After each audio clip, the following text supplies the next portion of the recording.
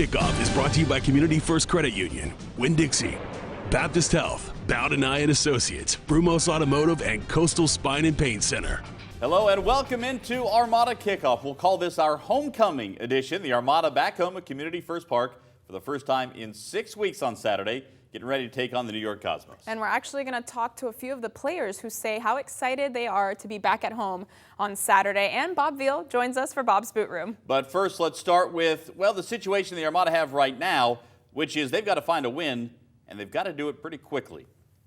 After a slow start in Ottawa, the Armada continued their three-game road journey to start the fall season in Atlanta, playing without leading goal scorer Pascal Million, who's still on tour with the Haitian national team. The Armada would look to find some punch on the road in Atlanta on Saturday. Good showing from Section 904. A number of Armada fans made the way up to Atlanta. Armada looking for a better result than they had in their 1-1 draw the first trip to Silverbacks Park. Early on, the Armada came out firing. 18th minute, Bochi Hoyos from 20 yards out. Put it just wide, but the Armada very aggressive in terms of getting shots off. On a corner. They go with a long corner. The ball off the head of Scaglia, off the head of Flores, and Matt Boehner got a foot on it, but just pulled it wide. Still scoreless in the 20th minute. 42nd minute now. Look at this. Keita taken down to the box by Hans Dennison. No call here. Should this have been a penalty?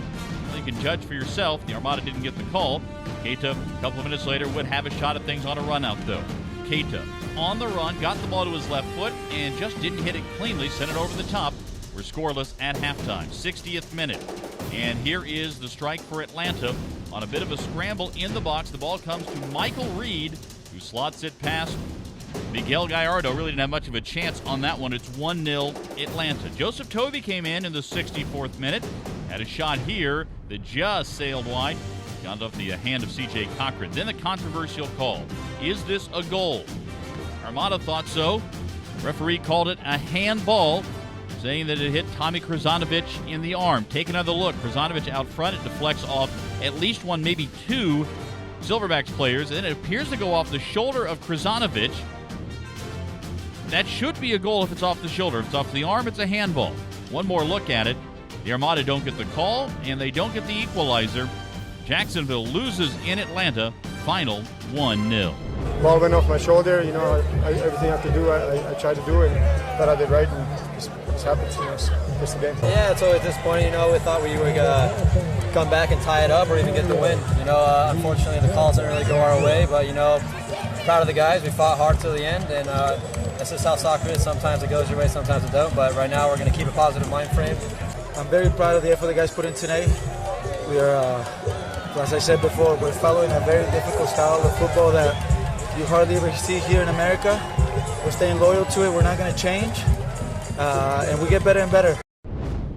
And you take a look at the numbers for Saturday night. The Armada outshot the Silverbacks. They had more shots on goal, more corners, but they couldn't find the net, at least not officially. Yellow cards for Nicola, Flores, and Scaglia with the 2 yellow cards. That meant that he would miss the match on Wednesday when the Armada went on the road yet again to take on Minnesota United. That was a matchup that the Armada certainly needed a big performance. They were going in very shorthanded. Scaglia wasn't going to play with the 2 yellow cards, and potential injuries to Matt Boehner in that match certainly held him out. Pascal Million already not playing. He's on tour with the Haitian national team. So the Armada would have to try to find a way to get it done, already shorthanded, in Minnesota. Early on, 13th minute. Minnesota, who hadn't had much success of late, trying to get their first victory of the fall, and Giuliano Vicentini in the 13th minute gets the steal and the goal. We mentioned how shorthanded the Armada were. Pascal Million, Lucas Scaglia, Matt Boehner not playing. And in the 35th minute, Marcos Flores has to leave. Apparent hamstring injury. Tommy Krissty comes on. Late in the half, Armada down 1. Keita on a run out trying to get there. He comes in high, and the studs right into the face of Sammy Unjuk, the goalkeeper for Minnesota. Ooh, goalkeeper's down for a while. Keita hurt and also sent off with a red card. So the Armada have to play with 10 men the rest of the way. 50th minute, Daniel Mendez finds an open spot, gets it past David Sierra, who got the start. They get a 2-0 Minnesota lead. 53rd minute, a chance for the Armada here. Nice little touch from Tommy Krissanovic. And Jamal Johnson has a shot here. Open net, and he just gets it slowly by. Oh, Jamal cannot believe it. Take a look again. Look how close this one is. Unjuk did cover it well on the ground. Look how close this one is to at least hitting the post and getting a chance. So still 2-0 Minnesota. Akil Barrett came on as well. He created some opportunities, but as the hour came, so did Christian Ramirez. 60th minute to make it a 3-0 contest. Then in the 75th minute, if it wasn't already put away, this one did put it away. Ibsen gets the score. Ramirez with a nice dummy to step right over the top of it. And the Armada down 4-0 at that point in the 75th minute. Ball glancing in off the post. Armada make a push late, but just can't get it done. Even playing with 3 at the back, they wind up losing 4-0 the final. You take a look at the numbers. Again, the Armada not as potent. All of their shots on goal came in the second half, by the way, here. They did have more possession, but Keita, 20th minute yellow, 45th minute red. He is sent off and will not play in the next contest Saturday against the New York Cosmos.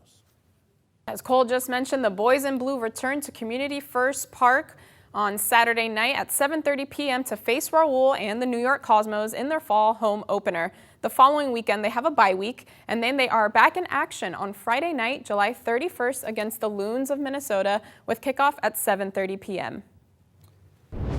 Well, it feels like a long time since the Armada have played a match at Community First Park, and that's because it's been a long time since the Armada have played a match at Community First Park. Have to go back more than a month, June 7th, in fact, to find the last time the Armada played a home match in their regular home stadium. And with a slow start to the fall season, Krissty Andaur found out just how much the home field advantage means to the Armada.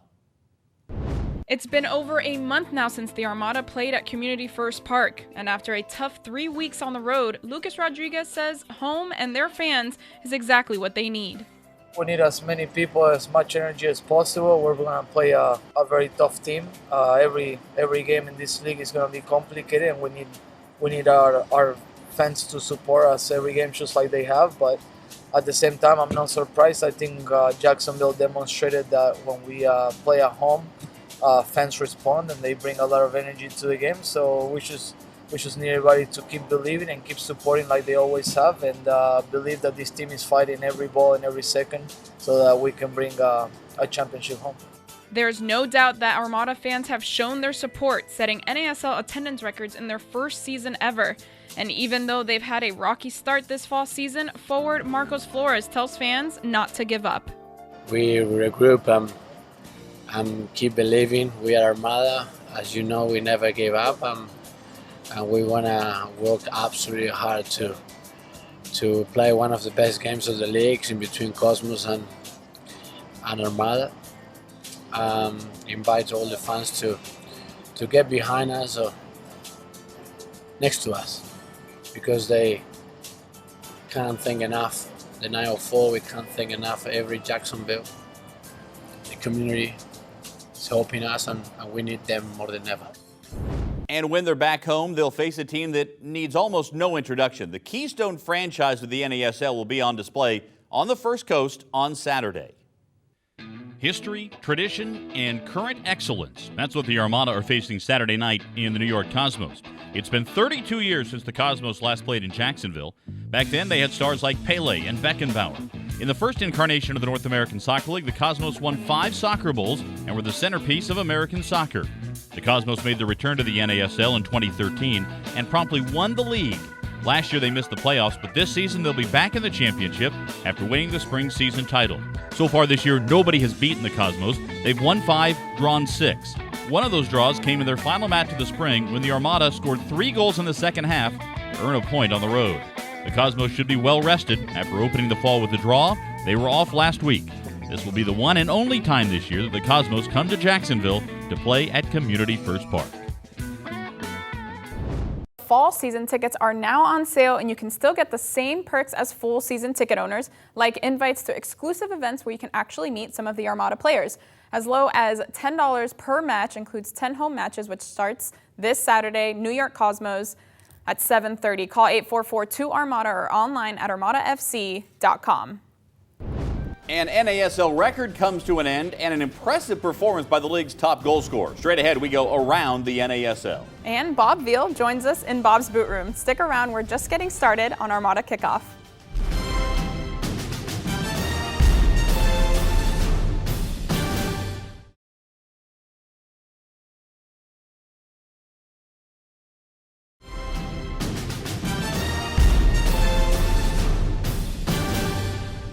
To enter for your chance to participate in the Winn-Dixie Bubble Battle, visit your nearest Winn-Dixie in your Armada gear, take a selfie, and post it to any of the Armada social media using the hashtag WinnDixieBB. 2 winners will be selected every Wednesday during a home match week. Assemble a team of 3, and you're ready for battle.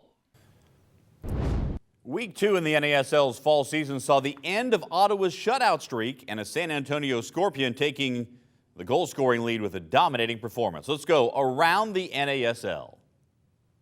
We start in Fort Lauderdale. Sean Chin tripped up by Eddie's goalkeeper Matt Van Oekel. The PK is delivered on by Walter Ramirez. Match ends in a 1-1 draw between the Strikers and Edmonton. Indy 11 and Carolina Railhawks. Look at this header by Wojciech Vucek, who scores to make it a 1-1 game. And then in the 57th minute, it's Eric Norales, the free kick, put past Akira Fitzgerald for the game winner. Indy beats Carolina 2-1. Minnesota United and Ottawa Fury. It had been 648 minutes since Ottawa conceded a goal, but Christian Ramirez ends the streak, gets one past Romuald Pazer for the goal. But later in the match, Tom Heineman of Ottawa plants the penalty kick right behind Sammy Injok. A 1-1 draw between Minnesota and Ottawa. San Antonio Scorpions, what a game for Omar Cummings. Already with 1 assist, he scores his 6th goal of the year here, and then in the 62nd minute, he scores his 7th goal of the year. Cummings, the NASL Player of the Week, as San Antonio beats Tampa Bay 3-2. But Cummings wasn't done. Wednesday night against FC Edmonton, he scores his 8th goal of the year. This one gives San Antonio a 1-0 lead. Cummings leading the league in goals and also in goal celebrations. Yeah. But Edmonton would come back.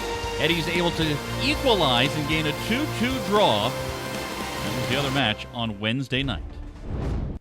Take a look at the standings now. Tampa Bay Rowdies on top with 22 points. Remember, the top 4 teams, in essence, will get into the postseason. New York Cosmos have already clinched a spot there.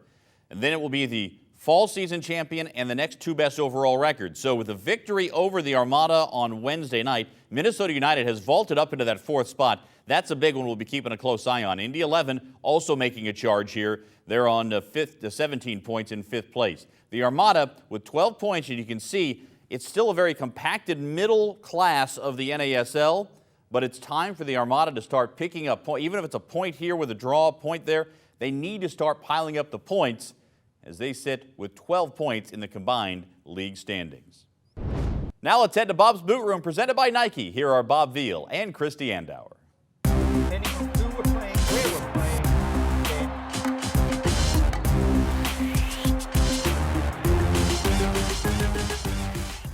Thanks, Cole. Bob, a lot of tactical changes the Armada have done in the past 3 matches, but specifically in Atlanta, you saw a few things. Yeah, they're playing much more direct, and they're playing a little bit playing out the back in possession, but much more direct. Here you see Gajardo go out, and they'll hold it there for a second, and then you'll see a long ball, which is playing a lot more direct. And here, Castellon pushes it forward, and Cater runs on, and that resulted in a corner kick for us. So for the Armada get a corner kick out of that because they're playing the first balls long into space to run into, and I've seen that a lot during the last couple of games. And again, movement from the back here. It's, who was that? Flores again, yep. Long ball here. Defense, and we pick it immediately up with Bocci there and Jamil. Back to Bocci, and so the play starts. And Boehner's backing up. So now we're in their third of the field a lot quicker than we were at the beginning of the season. Yep. So let's look at the next game. This started with a 50-yard ball from Trejo at the back. And he plays it forward to Boehner, who's made room on the left. Boehner takes it inside, little defensive error, and Bocci gets the chance to strike. Great strike. Foot lower, goalkeeper would have been nowhere near it. Out of the back again, and quickly causing Atlanta defense some problems. And Cater, in the end, really getting the full treatment from the defense. And you'll see that as we build up there. We've got the throw in, Cater gets it, goes around the defender, and here's where he gets the full treatment. An iffy call, I think, by the ref. Yes, you can say that. He did get barged off the ball, and I was surprised. And we did that again in the first half last night against Minnesota. And although it went all array with red cards and injuries, and we were missing two of our best defenders there, we did try and play a little bit quicker, play upfield into their third of the field a lot quicker. Well, we'll see what tactical changes the coaches decide to do here against the New York Cosmos. Look forward to that game. Thanks so much. Cole? Coming up, the Analyst Roundtable. What would Mauricio Ruiz and David Hayes do to tune up the Armada? Stick around. More Armada Kickoff is straight ahead.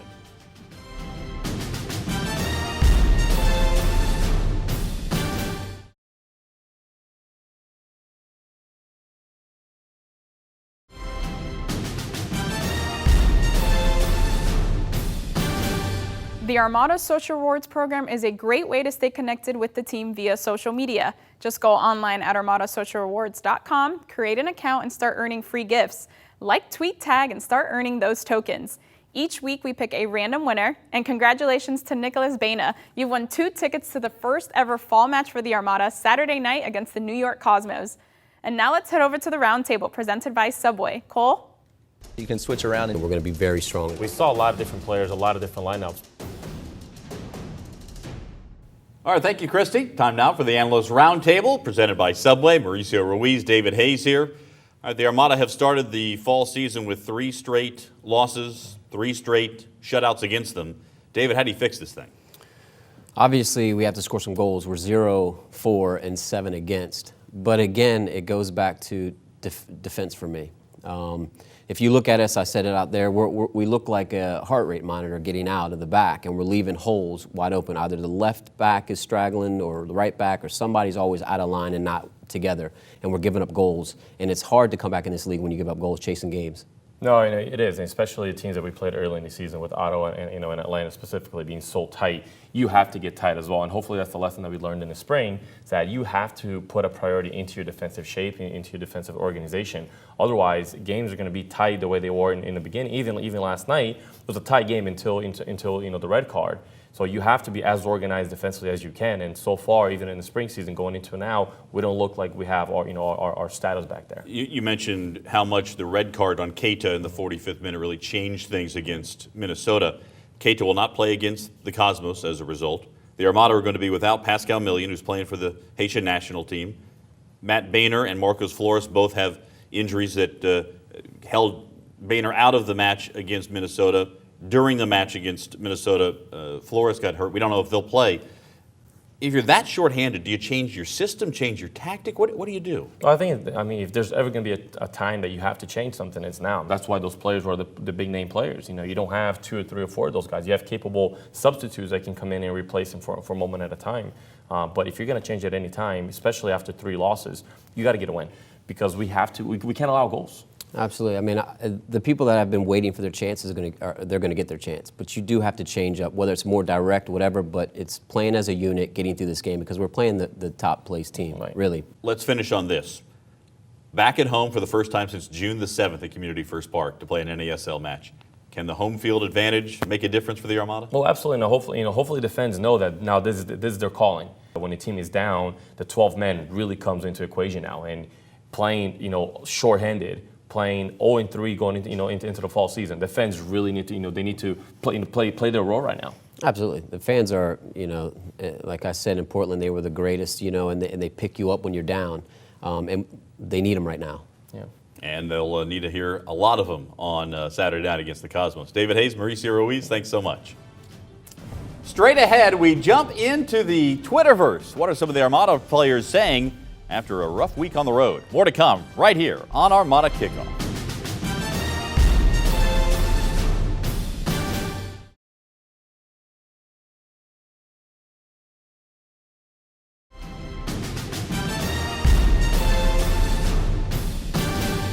There's no better way to pick and choose what matches to attend to this fall season than with the Fall Season 5-pack. It starts with the Minnesota United match on July 31st, which is a Friday, and then you get to pick any other 4 matches for as low as $60 for the entire pack. That's a deal you can't miss. Call 844-2-ARMADA or online at armadafc.com.